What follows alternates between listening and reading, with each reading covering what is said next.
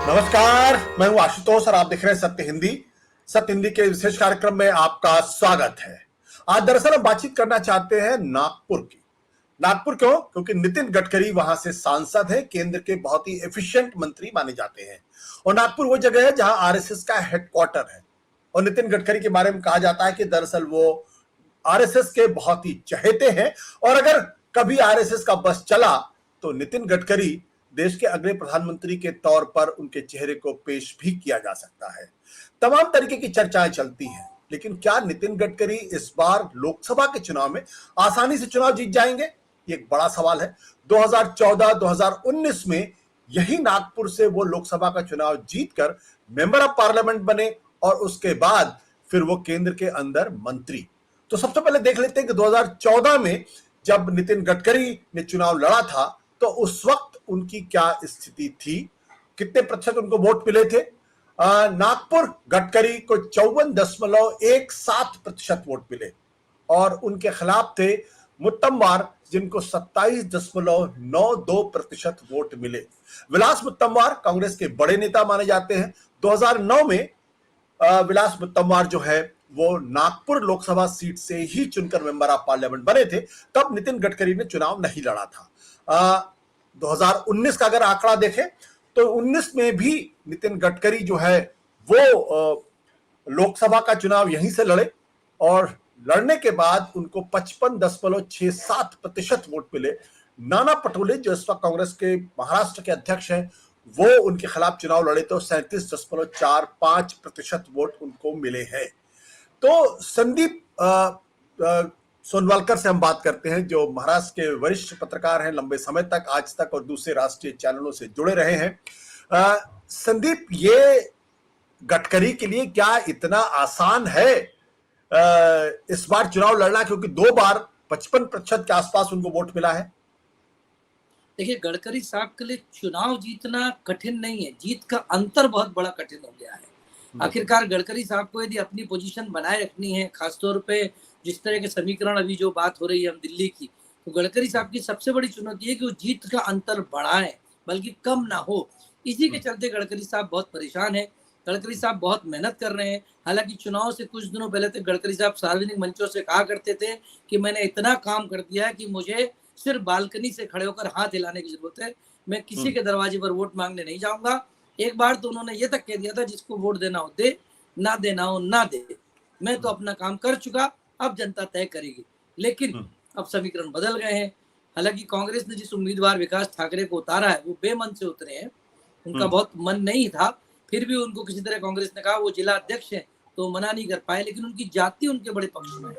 और कांग्रेस के 2 विधायक नागपुर से आते हैं, विकास ठाकरे खुद विधायक है, इसके अलावा नितिन राउत भी वहां से विधायक हैं नागपुर से। तो नागपुर की बड़ी खासियत ये है आशुतोष जी, नागपुर बड़ा ही, हालांकि 2 बार से तो नितिन गडकरी जीत रहे, लेकिन नागपुर के बारे में कहते हैं कि नागपुर बड़ा अनप्रेडिक्टेबल है। बड़े बड़े दिग्गजों को नागपुर पटक देता है और किसी नए को मौका दे देता है। इसीलिए गडकरी साहब किसी तरह का कोई खतरा नहीं मोल लेना चाहते। और अब नागपुर में तो एक कहावत है कि जो गडकरी घर से नहीं निकलना चाह रहे थे, अब कांग्रेसी कह रहे हैं कि गडकरी को गली गली घूमना पड़ रहा है। मतलब नितिन गडकरी देश के नहीं, गली गली के नेता हो गए। तो इस परेशानी का कारण क्या है? क्योंकि जो आपने कहा कि थोड़ी देर पहले कि वो तो कह रहे थे कि भाई हम तो इस बार वोट नहीं मांगने जाएंगे, अपने बालकनी से सिर्फ हाथ लोगों को हिला देंगे, तो क्या कारण है गली गली घूमना पड़ रहा है? क्या वाकई में 2 चीजें एक तो कही जाती है, एक तो जो आपका विपक्षी कैंडिडेट है वो बहुत मजबूत है या उसका सामाजिक आधार बहुत अच्छा है, तब भी कैंडिडेट को बहुत दिक्कत होती है, और दूसरा ये कहा जाता है कि अपनी ही पार्टी बहुत सारे लोग हैं जो भाजी मार देते हैं। और क्या ही ऐसा तो नहीं कि नितिन गडकरी को इन दोनों चीजों का डर हो? बिल्कुल निश्चित तौर पर नितिन गडकरी को दोनों चीजों का डर है। तो सबसे बड़ी बात सामाजिक समीकरण, क्योंकि नागपुर में ब्राह्मण जो समाज से गडकरी साहब आते हैं, वो एक बहुत छोटे से सीमित क्षेत्र, महाल उसको बोलते हैं, जहाँ पर आरएसएस का मुख्यालय है, उसके आसपास नितिन जी उसी मोहल्ले में रहते हैं, देवेंद्र फडणवीस उसी मोहल्ले में रहते हैं। और दोनों चूंकि कद्दावर नेता है महाराष्ट्र की राजनीति के, एक दूसरे को सामने तो नहीं लेकिन पीठ पीछे विरोधी तो माने ही जाते हैं कहीं ना कहीं। तो वहां परिस्थितियां है। और दूसरा अभी क्या हुआ था कि नागपुर में जब मेयर का चुनाव हुआ था तो नितिन गडकरी के जो प्रत्याशी थे वो हार गए थे, जोशी जी। अच्छा। तो उसके बाद से बड़ा झटका लगा कि नागपुर में भी मेयर का प्रत्याशी वो भी बीजेपी और संघ समर्थित हार जाए। तो बड़ा गंभीर मुद्दा हो जाता है। तो इसके बाद से नितिन गडकरी जी ने गंभीरता से प्रचार करना शुरू कर दिया। दूसरी बात हो गई जातिगत समीकरण, क्योंकि जातिगत समीकरण नागपुर का बड़ा महत्वपूर्ण है, जिसमें ओबीसी की संख्या बहुत ज्यादा है, करीब 50% के आसपास ओबीसी है। दूसरा पूर्व नागपुर हम जिसको बोलते हैं, मतलब पूर्व नागपुर, उसमें बड़ी संख्या में मुस्लिम वर्ग, अल्पसंख्यक वर्ग। हालांकि नितिन गडकरी को अल्पसंख्यक वर्ग का समर्थन हमेशा मिलता रहा है, लेकिन इस बार मुश्किल ये हो गई कि नितिन गडकरी साहब अपने प्रचार के साथ साथ उनको प्रधानमंत्री नरेंद्र मोदी का भी प्रचार करना पड़ रहा है। तो अल्पसंख्यकों में ये भावना है कि नितिन गडकरी के साथ तो खड़े हैं, लेकिन वो भाजपा के साथ नहीं जाना चाहते। तो ये बड़ा कश्मकश की स्थिति हो गई है वहाँ, इसलिए इस बार चुनाव बड़ा दिलचस्प हो गया है नागपुर का। हालांकि मैं अभी भी कहता हूँ कि नितिन गडकरी की जीत में संदेह करना मतलब थोड़ा सा ये हो जाएगा कि जल्दबाजी होगी, पर कठिन तो है, क्योंकि जीत का अंतर नितिन गडकरी ने यदि नहीं बढ़ाया, जीत का अंतर कम हो गया, क्योंकि कम हो गया। पहला चुनाव 14 में 67%, दूसरे में 55%, और यदि उससे नीचे चला गया यदि वोट बैंक, तो जाहिर तौर पे कठिनाई हम बढ़ सकती हैं।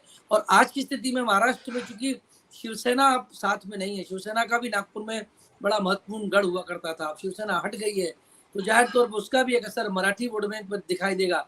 दूसरा, गडकरी जी ने विकास किया है नागपुर में, इसमें कोई शक नहीं, लेकिन उन्होंने सिर्फ, गडकरी को लोग रोड करी कहते हैं, गडकरी का असली नाम दरअसल लोगों ने रोड करी कर दिया है। वो रोड है उन्होंने सारी बना दी है, लेकिन वही रोड उनके लिए थोड़ी थोड़ी मुसीबत भी बन गई है। उन्होंने अपने सारे परिचितों, मित्रों, जो भी मेहनती व्यक्ति था, उसको कहा कि नागपुर को सीमेंटेड रोड बना देना है।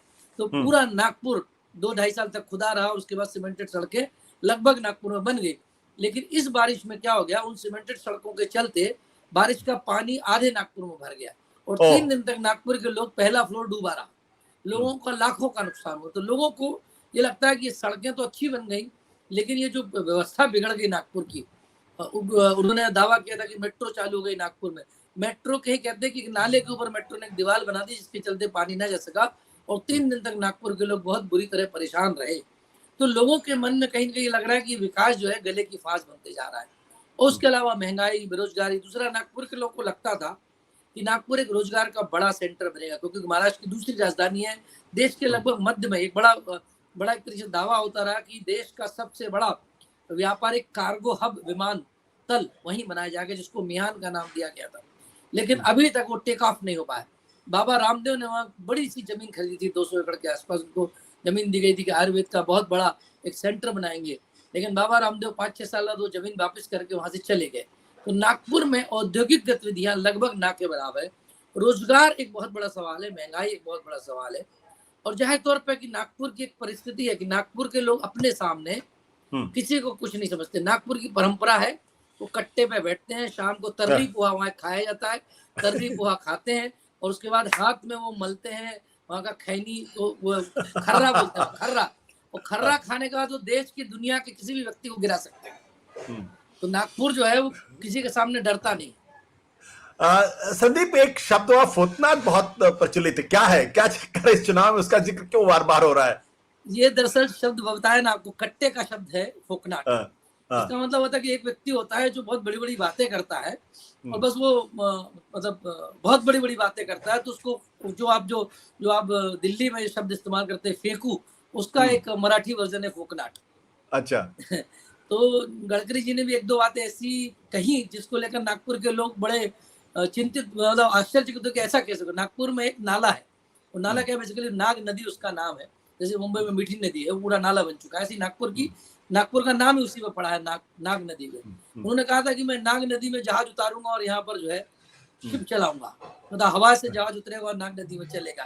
तो अब लोगों को लगा कि क्या हो गया अचानक, जो नदी इतनी काली गंदी, वो नाग नदी साफ नहीं हुई आज तक। तो इस तरह की बातें नितिन गडकरी जी ने बीच बीच में नागपुर के लोगों से बड़ी बड़ी की है, और उसी के कारण जो है वो दोनों, हालांकि सड़कें उन्होंने बनाई, इसमें कोई शक नहीं, और सड़कें बनाने का पूरा श्रेय उनको जाता है, लेकिन उनके साथ भी मुश्किल ये रही कि कहीं ना कहीं उनको अपनी पार्टी, सरकार, संगठन, सत्ता, इससे बहुत ज्यादा मदद नहीं मिली। हालांकि संघ पूरी तरह से गडकरी के साथ, और गडकरी हमेशा संघ के साथ खड़े रहते हैं, लेकिन नागपुर एक ऐसा शहर है जहां पर संघ बहुत नहीं बढ़ पाया, वो महान से आगे निकल नहीं पाया। मैंने नागपुर में पत्रकारिता की है, 92 में जब दंगा हुआ था उसमें कवरेज भी की है। तो हम नागपुर के लोगों से पूछता था, तो लोग ये बोलते थे कि ये जो शहर है दरअसल बहुत ही अजीब सा शहर है, यहाँ समझाना बड़ा टेढ़ी खीर है। तो नागपुर शुरू से ऐसा ही रहा। तो संघ जो है बहुत कभी नागपुर में विस्तार नहीं पाया, और इवन गडकरी के आने के बाद से ही बीजेपी लगातार 2 बार से जीत रही है। इसके पहले एक बार ही बनवारी लाल पुरोहित जीते थे, अन्यथा लगातार कांग्रेस और दूसरे दल यहाँ से जीतते रहे हैं। तो नागपुर का जो कॉस्मोपॉलिटन चरित्र है, या जो कहें कि जातिगत चरित्र है, नागपुर में बहुत बड़ी संख्या में तरह तरह के लोग रहते हैं, अलग अलग जातियों के लोग रहते हैं। बौद्ध बहुत बड़ी संख्या में रहते हैं, क्योंकि बाबा साहब अम्बेडकर ने वहीं पर अपनी दीक्षा ली थी। तो इसलिए अब एक नया पत्ता बीच में आया है कि प्रकाश अम्बेडकर जो पहले कह रहे थे कि नागपुर में अपना कैंडिडेट नहीं देंगे, वो तैयारी कर रहे हैं नागपुर में कैंडिडेट देने की। पहले उन्होंने कांग्रेस को समर्थन दे दिया था, लेकिन अब कहा जा रहा है कि उनसे कहा जा रहा है कि वहाँ कैंडिडेट दिया जाए। तो यही है गणित। लेकिन गणित इतना कठिन है कि कागजों पर भी यदि हम जोड़ना चाहें तो भी गणित जो है बहुत पक्ष में नहीं है। और नितिन गडकरी साहब को जीतना बहुत जरूरी है, क्योंकि यहीं से तो दिल्ली की लड़ाई शुरू होगी। बट एक दो चीजें, एक तो ये कि वो एक तरीके के प्रतिद्वंदी माने जाते हैं नरेंद्र मोदी की ओर। कई बार इस बात की भी चर्चा हुई है कि उनको उस तरीके से मोदी जी से नहीं पटती जिस तरीके की पटनी चाहिए। बीच बीच में उनके कुछ बहुत ही बयान ऐसे आए जिसका मतलब निकाला जाता है कि या तो वो परेशान है या फिर वो शायद राजनीति छोड़ने के बारे में भी बातचीत कर रहे हैं। और दूसरा ये कहा जाता है कि देवेंद्र फडणवीस जो इस वक्त उप मुख्यमंत्री है महाराष्ट्र के और मुख्यमंत्री हैं, राइजिंग स्टार एक जमाने में माने जाते थे, वो भी नागपुर से आते हैं और वो भी कहीं ना कहीं नितिन गडकरी के साथ पूरी मन से नहीं जुड़ते हैं। तो ये कुछ समीकरण कहीं ऐसा तो नहीं कि कुछ जो स्थानीय भारतीय जनता पार्टी के नेता हों या देवेंद्र फडणवीस हो या नरेंद्र मोदी से जो उनकी अनबन की खबरें आती हैं, उसका कुछ असर दिखाई पड़े उनके चुनाव पर, वो शायद नुकसान कर जाए उनको? देखो, पहला तो यही हुआ कि जब पहली लिस्ट बीजेपी की आई जिसमें सारे दिग्गजों के नाम आ गए, लेकिन गडकरी साहब को छोड़ दिया गया। उनका नाम बड़ी देर से कहा गया, तो एक मैसेज दिया गया कि गडकरी साहब शायद दिल्ली के रिजल्ट में बहुत प्रोमिनेंट नेता नहीं है। दूसरी बात यह हुई कि चूंकि दोनों एक ही मोहल्ले के हैं, गडकरी साहब और फडणवीस साहब, तो वो प्रतिनिधिता नागपुर में नजर आती है। इसी के चलते वो मेयर का चुनाव बीजेपी वहां हार गई थी, और ये बड़ा महत्वपूर्ण चुनाव रहा जिसको लेकर बीजेपी को झटका भी लगा। और बाद में फिर नागपुर में कई ऐसे छोटे छोटे चुनाव अलग अलग, जैसे शिक्षक संघ का चुनाव या अलग अलग चुनाव होते रहे, तो जिसमें कई बार बीजेपी को मात भी मिलती रही, क्योंकि आपसी संघर्ष दिखता रहा है। तो जाहिर तौर पर ये तो संघर्ष है, कार्यकर्ताओं में है। लेकिन देवेंद्र फडणवीस ने अब तक कम से कम किसी ना बयान से, ना ही अपने किसी पोस्टरी से कोई विरोध करते हुए दिखाई दे, बल्कि वो मेहनत कर रहे हैं। नागपुर में लगातार नितिन गडकरी जो रथ लेकर घूम रहे हैं, उस रथ पर देवेंद्र फडणवीस भी सवार है।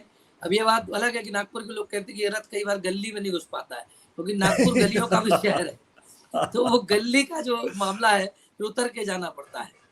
तो दूसरा एक और बड़ी बात है कि नितिन गडकरी साहब दिल खोल के चुनाव लड़ते हैं, इसमें कोई शक नहीं। मतलब वो चुनावी प्रक्रिया में या किसी भी कार्यक्रम में होते हैं, बड़ा तामझाम और बड़े उसके साथ चुनाव लड़ते हैं। कहीं उनके कोई संसाधनों की कमी नहीं रहती। तो विकास ठाकरे जब चुनाव लड़ रहे थे तो वो अपनी पार्टी से यही बार बार कह रहे थे कि मैं लड़ूंगा कैसे, मेरे पास संसाधन ही नहीं है, मैं कहाँ से चुनाव लड़ूंगा नितिन गडकरी जिस दिग्गज के सामने। फिर भी पार्टी ने कहा कि लड़ो, तो अब वो मैदान में है। हालांकि विकास ठाकरे खुद बहुत कुछ नहीं कर रहे हैं, लोग उनको अन्य मतलब कहीं ना कहीं से समर्थन दे रहे हैं। और विकास ठाकरे की रणनीति साफ है, वो बड़ी रैली करने के बजाय, किसी भी बड़े कांग्रेस नेता को लाने के बजाय, उन्होंने अभी देखिए ना तो राहुल गांधी की रैली हुई, ना तो प्रियंका गांधी की रैली नागपुर में हुई, ना खड़गे साहब की रैली हुई, कोई बड़ा नेता नागपुर नहीं गया। जबकि नरेंद्र मोदी साहब गए और अमित शाह साहब गए, लेकिन उन्होंने कहा कि नहीं, हम अपना प्रचार सिर्फ जमीन स्तर पर करेंगे, छोटी छोटी नुक्कड़ सभाएं करेंगे और छोटी नुक्कड़ सभाओं के जरिए वो अपना प्रचार करेंगे। शायद ये भी एक अलग तरीका रहा, इसलिए नागपुर पर बहुत एक तरीके से कहें कि चूंकि नागपुर पहले ही चरण में चुनाव है, बड़े मजेदार बात ये भी है कि पहले ही चरण में नागपुर का मामला निकल जाने वाला है, इसलिए वहाँ बड़ा दिलचस्प सा चुनाव हो गया है। संघ के लिए महत्वपूर्ण है। हालांकि संघ का अपना वोटर नहीं है, मतलब ये बात सही है। ज्यादातर वोटर गडकरी साहब का अपना है। गडकरी साहब को सच में लोग प्यार करते हैं, गडकरी साहब हर जगह खड़े होते हैं, मेहनत करते हैं। लेकिन इस बार गडकरी साहब की मुश्किल छोटी सी है कि उनको वोट खुद के साथ साथ मोदी जी को प्रधानमंत्री बनाने के लिए मांगना है, तो वो उनको कई बार पशुपेश में डालता है। बिल्कुल। बहुत बहुत शुक्रिया संदीप बातचीत करने के लिए। Thank you so much.